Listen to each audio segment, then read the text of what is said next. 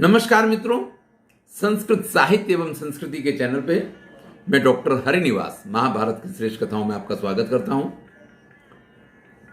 दूसरों का बुरा करने वाले का क्या हाल होता है, हमने दुर्योधन की कथा सुनी। जब आप किसी का बुरा चाहते हैं, उसका बुरा हो ना हो, जैसे युधिष्ठिर या पांडवों का कुछ भी बुरा नहीं हुआ, लेकिन आपको उसकी सजा जरूर मिलती है, जैसा दुर्योधन के साथ हुआ। लेकिन कई बार ये सजा, ये ठोकर हमारे परिवर्तन के लिए होती है, लेकिन कई बार व्यक्ति कई ठोकरें खाने के बाद भी नहीं सुधरता है। यही स्थिति दुर्योधन की है। चलिए आगे की कथा सुनते हैं। जब कर्ण भीष्म वगैरह के पास से अपमानित होता है कि ये क्या था तुम्हारी वीरता, कि जब चित्रसेन ने आक्रमण किया तो तुमने दुर्योधन को बंदी बन जाने दिया और खुद को बड़ा वीर समझते हो। तब अपनी वास्तविक वीरता का परिचय देने के लिए वो कर्ण दिग्विजय के लिए निकल गया। उसने पृथ्वी के सभी राजाओं पर विजय प्राप्त की। वापस आया, तब दुर्योधन उससे कहते हैं, यन्न भीष्मान्न द्रोणान्न कृपान्न च वल्लिकात प्राप्तवान अस्मि भद्रम ते त्वत्तः प्राप्तम मया हि तत्। आज तक मुझे न भीष्म से, न द्रोणाचार्य से, न कृपाचार्य से, न वाल्मीकि देश निवासी महाराज से मुझे उस समृद्धि की प्राप्ति हुई जो समृद्धि आज आपने मुझे लाकर के दी। दुर्योधन कर्ण का धन्यवाद कर रहा है और फिर जिन शब्दों का प्रयोग करता है, बहुना चकिम उक्ते ने, मैं अब ज्यादा आपसे क्या कहूं, सुन कर्ण वचो मम, हे कर्ण तुम मेरी इस बात को सुनो, सनाथोस्मि महाबाहो त्वया नाथेन सत्यम। आज तुम्हारी वजह से मैं सनाथ हूं। एक मित्र, एक राजा अगर किसी से यह कह दे कि वास्तव में मैं आपकी वजह से सनाथ हूं, तो इससे बड़ी उसके लिए कोई उपलब्धि नहीं हो सकती है। फिर तो दुर्योधन कर्ण की प्रशंसा करते हुए कहते हैं, नहीं ते पांडवा सर्वे कलाम अर्हन्ति षोडशी। सारे पांडव मिलके भी तुम्हारी 16वीं कला के बराबर भी नहीं है। कर्ण की खूब प्रशंसा हुई है। कर्ण धृतराष्ट्र और गांधारी को प्रणाम करता है, उनके पास जाता है। उनको भी आज परम आनंद है कि उनके पुत्र के लिए कर्ण ने इस पृथ्वी पे जितने भी योद्धा हैं, जितने भी राजा हैं, सबके ऊपर विजय प्राप्त की है। तो पुत्र बच्चे नरव व्याघ्रा पादो जग्राह धर्मविद। आज जैसे कर्ण को धृतराष्ट्र के पुत्र होने का अधिकार मिल गया, इस प्रकार से उन्होंने प्रणाम किया है। और गांधारी और धृतराष्ट्र ने भी बिल्कुल पुत्र के ही स्नेह से उनको देखा है। अब कर्ण का स्थान दुर्योधन के मन में सिर्फ मित्र का नहीं है, एक परमवीर योद्धा है, परम प्रतापी योद्धा है, जिसने इस पृथ्वी का, संपूर्ण पृथ्वी का एक छत्र साम्राज्य दुर्योधन को प्राप्त करवाया है। कर्ण कहता है, तवाद्य पृथ्वी वीर निस्सपत्ना नृपोत्तम ताम पालय यथा शक्रो हत शत्रु महामना। आज से ये संपूर्ण पृथ्वी आपके लिए निस्सपत, जिसका कोई शत्रु नहीं है, इस प्रकार की हो गई है। यानी इस पृथ्वी का कोई भी राजा आपके साथ दुश्मनी नहीं कर सकता है, आपके साथ शत्रुता नहीं कर सकता है। जैसे इंद्र त्रिलोकी के राजा हैं, इसी प्रकार से इंद्र का कोई शत्रु नहीं होता है। इसी प्रकार से आज से आपका कोई शत्रु नहीं है। इस संपूर्ण पृथ्वी पे सभी आपकी आज्ञा का पालन करेंगे। तब दुर्योधन कर्ण से कहता है, राजसूयम पांडवस्य दृष्ट्वा कृतु वरम महत मम स्पृहा समुत्पन्ना ताम संपादय सूतज। हे कर्ण, जो राजसूय यज्ञ पांडवों ने किया था, उस राजसूय यज्ञ से जो समृद्धि उनको प्राप्त हुई थी, उससे मेरे मन में बड़ी स्पृहा, बड़ी अभिलाषा जागृत हुई। तो मैं भी चाहता हूं कि पुनः वो राजसूय यज्ञ किया जाए, क्योंकि जब तक उस यज्ञ को मैं नहीं करूंगा तब तक मुझे आत्मसंतोष की प्राप्ति नहीं होगी। धृतराष्ट्र से कहा गया, सभी कुरुकुल के श्रेष्ठ लोगों से विचार विमर्श किया गया, ब्राह्मणों को बुलाया गया, ऋत्विजों को बुलाया गया, उनके सामने प्रस्ताव रखा गया कि राजकुमार दुर्योधन जो हैं वो राजसूय यज्ञ करना चाहते हैं। तब वो कहते हैं, न शक्य क्रतु श्रेष्ठो जीव माने युधिष्ठिर। जब तक युधिष्ठिर जिंदा हैं तब तक आपको ये यज्ञ करने का अधिकार नहीं है। राजसूय यज्ञ युधिष्ठिर ने कर लिया है, तो जब तक युधिष्ठिर जिंदा हैं आप ये राजसूय यज्ञ नहीं कर सकते। दीर्घायुर जीवित चते धात राष्ट्र पिता नृप। और महाराज धृतराष्ट्र जो राजा हैं वो भी दीर्घायु हैं, चिरंजीवी हैं, वो भी अभी जिंदा हैं, तो आप राजसूय यज्ञ नहीं कर सकते हैं। ध्यान दीजिएगा, राजसूय यज्ञ करने वाले राजाओं को बड़ी पीड़ाएं मिली। हरिश्चंद्र ने किया था, बहुत पीड़ित हुए, बड़े दुखी हुए। युधिष्ठिर ने किया, उनकी भी यही दशा रही। जिन जिन राजाओं का उल्लेख पाया जाता है, रामायण में एक उल्लेख आता है, वाल्मीकि रामायण में, महाराज राम ने कहा कि हमें राजसूय यज्ञ करना है। भरत और लक्ष्मण जो परम आज्ञाकारी राम के दोनों भाई हैं, दोनों एक साथ इस चीज का विरोध करते हैं। वो कहते हैं कि महाराज राजसूय यज्ञ हमें नहीं करना चाहिए, हमें करना है तो हम अश्वमेध यज्ञ कर सकते हैं, लेकिन राजसूय यज्ञ नहीं करेंगे। तो इस यज्ञ का एक वैशिष्ट्य है, यहां राजाओं की असूया यानी ईर्ष्या समाप्त हो जाती है। यानी कोई भी राजा आपके प्रति अगर ईर्ष्या रखता है, वो अगर आपकी सत्ता का स्वीकार नहीं कर रहा है, तो उसको इस संसार में जीने का अधिकार नहीं।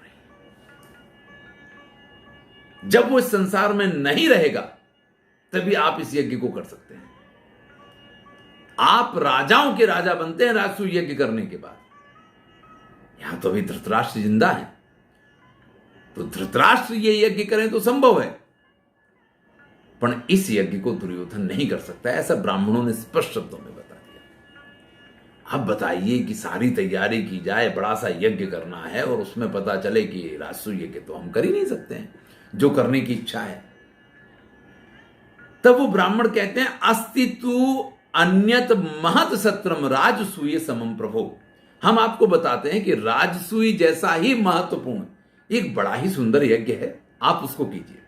और फिर उसकी विधि बताते हैं कि आपने जिन राजाओं के ऊपर विजय प्राप्त की है, उन राजाओं के पास से कर के रूप में सुवर्ण लीजिए, सोना लीजिए, और उस सोना से क्रियताम अद्य लांगलम नृपसतमा, एक हल बनवाइए, और जहां आपको यज्ञ करना है वो सोने का हल चला करके यज्ञवाटस्य ते भूमि कृष्यताम तेन भारत।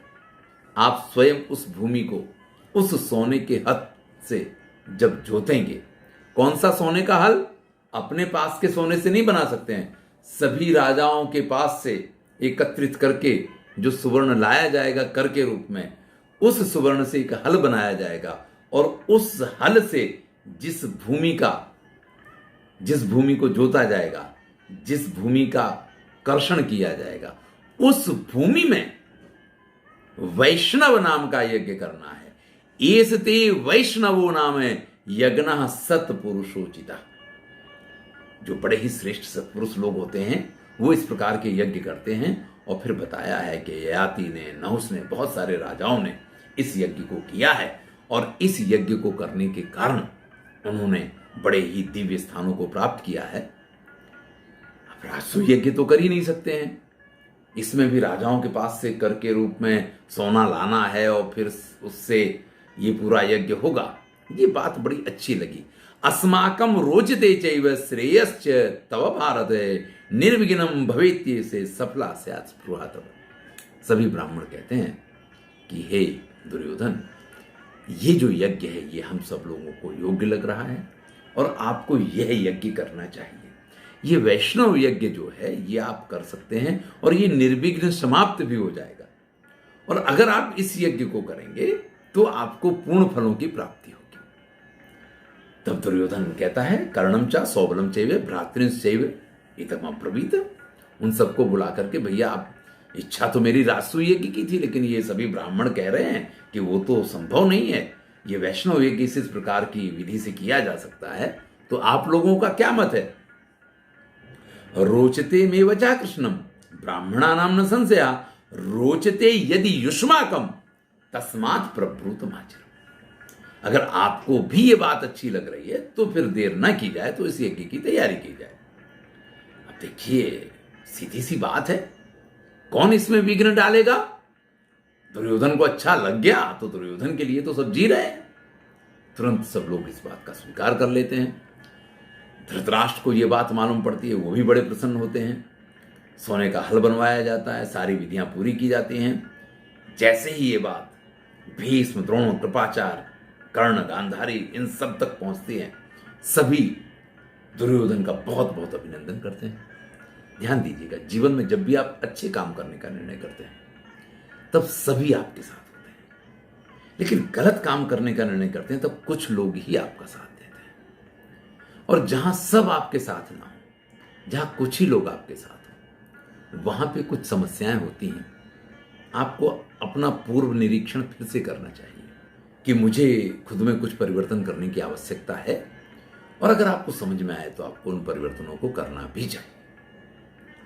सोने का हल बन गया, खेत जुत गया, निमंत्रण सभी राजाओं के पास जाएगा, इसके लिए दूतों को भेजा जा रहा है।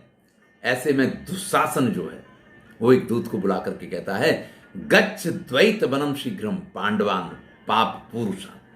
देखिएगा, अभी भी रुचि और भाषा और वृत्ति किस प्रकार की है।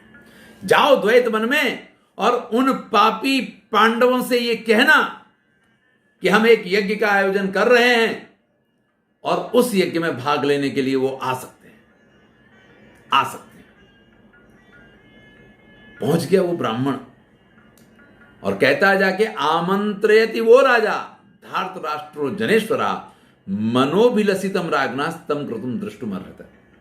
युधिष्ठिर से जाकर कहता है, हमारे महाराज एक बड़े ही श्रेष्ठ यज्ञ का आयोजन कर रहे हैं और आप अगर उस यज्ञ में मनोभिलसितम रागना तम कृतुम दृष्टुमर्हत, आप उस यज्ञ को देखने के लिए पधार सकते हैं। तब युधिष्ठिर कहते हैं कि भाई, हमने तो व्रत लिया हुआ है, 12 वर्ष वनवास और 1 वर्ष अज्ञातवास, यानी हस्तिनापुर में तो हम 13 वर्ष पूरे नहीं होंगे, उससे पहले नहीं जा सकते हैं। तो समय परिपाल्यो ना यावत वर्षम त्रयोदश, जब तक कि 13 वर्ष का जो समय है वो पूर्ण नहीं होगा तब तक हम तो प्रवेश नहीं कर सकते हैं। हमारे आशीर्वाद दुर्योधन के साथ है।